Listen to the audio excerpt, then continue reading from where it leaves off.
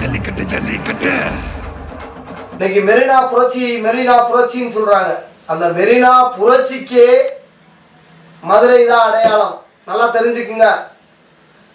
சும்மா வாய்மொழி பேச்சு இல்ல, சும்மா கையெழுத்து கையொப்பம் கிடையாது, சும்மா சித்தரிக்கப்பட்ட வரலாறு கிடையாது. நிஜமான ஆவணப்பதிவு, வீடியோ ஃபுட்டேஜ்ல இருந்து, புகைப்படத்திலிருந்து ஆவண ஃபுட்டேஜோடு இருக்கும்.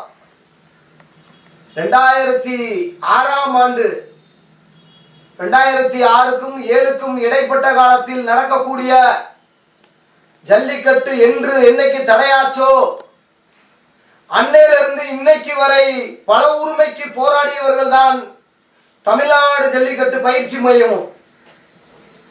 ஒரு முறை இல்ல, 2 முறை இல்ல. 2006 2007 இடைப்பட்ட காலத்தில் என்று அன்னைக்கு தடையாச்சோ இதுவரை அந்த தடை நீங்கு வரை மிகப்பெரிய ஒரு கட்டண போஸ்டும், ஆர்ப்பாட்ட போஸ்டும், கட்ட போஸ்டும் அடிச்சு ஒட்டியவர்கள் நாங்கள். அதுபோக 2014ஆம் ஆண்டு தடை ஊர் உலகமே தூங்குச்சு. எல்லா பேரும் சந்தையில் ஏற்றி மாடு வித்தான், விற்காதேன்னு சொல்லி குரல் கொடுத்தோம். ஆனா அன்னைக்கு சூழ்நிலை கூட இருந்து அந்த 2014ஆம் ஆண்டு தடைக்கு அப்புறம் 15ஆம் ஆண்டு மிகப்பெரிய மதுரை மாநகரத்தில் மதுரையில் 4 மாசி மதுரையினுடைய ஆரப்பாளைய ரவுண்டானம், பாத்திமா காலேஜ் ரவுண்டானம், காலவாசல் ரவுண்டானம், வீரவாண்டி கட்டபொம்மன் ரவுண்டானம், அப்போலோ ஆஸ்பத்திரி ரவுண்டானம், தம்க மைதான ரவுண்டானத்தில் எல்லா இடத்திலையும் மிகப்பெரிய ஒரு போராட்டத்தை 2014ஆம் ஆண்டு போராட்டம் நடத்தியிருக்கோம். அதில் ஒரு நாள் சிறை நிரப்பு போராட்டத்தில் கிட்டத்தட்ட 50லேருந்து 55 முறை சிறை நிரப்பு போராட்டத்தில் கைதாயிருக்கும். அது போல 2015லிருந்து 16ஆம் ஆண்டு உச்சகட்ட போராட்டத்தில் நாங்கள் பங்கேற்றிருக்கோம்.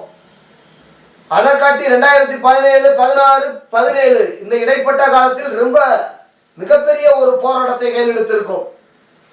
இந்த சிறுவெள்ளமானதுதான் பெருவெள்ளமா மாறி மெரினா புரட்சி இங்கிருந்து புரட்சி ஆனது. நாங்கள் பண்ண ஒவ்வொரு போராட்டத்தை ஒன்றிணைச்சு பார்த்து தான் மெரினா புரட்சியே புரட்சி ஆனது. முதல்ல அது நல்லா ஒன்று விளங்கிக்கிறணும்.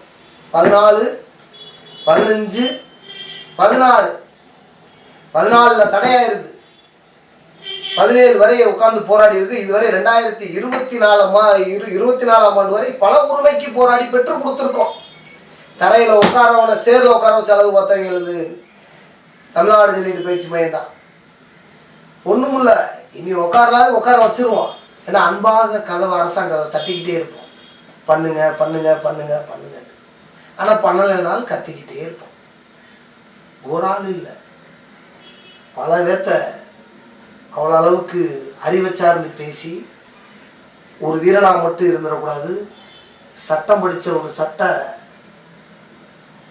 ஒரு வழக்கறிஞராக இருக்கணும்னு சொல்லி பல பேர்த்த அட்வொகேட் படிக்க வச்சு பல சீனியர்கள்ட்ட இது பண்ணி இன்னைக்கு ஜல்லிக்கட்டுடைய பயிற்சி மையத்தினுடைய மிகப்பெரிய அண்ணன் நம்மளுக்கு பேருதவியை செஞ்ச அவரெல்லாம் கண்டிப்பாக சொல்லி ஆகணும். பல உதவிகள் அண்ணன் நிரஞ்சன் குமார், காளையினுடைய சட்ட பாதுகாவலர், காளையின் வீரனுடைய சட்ட பாதுகாவலர், பல உதவி, 1 இல்லை 2 இல்லை, பல உதவி பண்ணியிருக்கார் மூத்த வழக்கறிஞர் அண்ணன் நிரஞ்சன் குமார். அதுபோக ஜூனியர்கள் ஏகப்பட்ட நம்ம தம்பிகளுக்கு ஏகப்பட்ட பேர் நம்மளுடைய இறங்கி போராடி இருக்காங்க. இந்த நேரத்திலையும் இந்த தருணத்தில் அண்ணன் நிரஞ்சன் குமார் அவர்களுக்குமே மனமார்ந்த நன்றிகளை சொல்லணும்.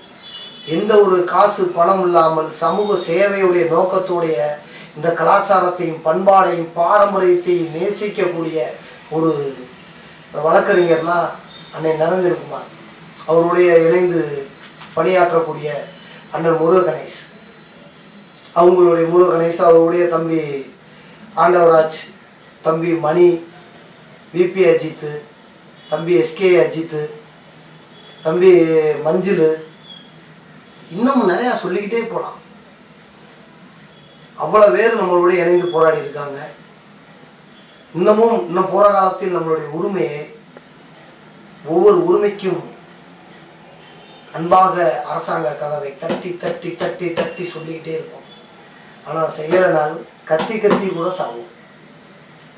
ஒரு நாள் இன்னைக்கு கத்துறது நாளை கேட்டுருவீங்கல்ல, நாளைக்கு வலிக்கும் போது கேட்பீங்கல்ல, அதுக்கு தான் இன்னைக்கு கத்துறோம். நன்றி, வணக்கம்.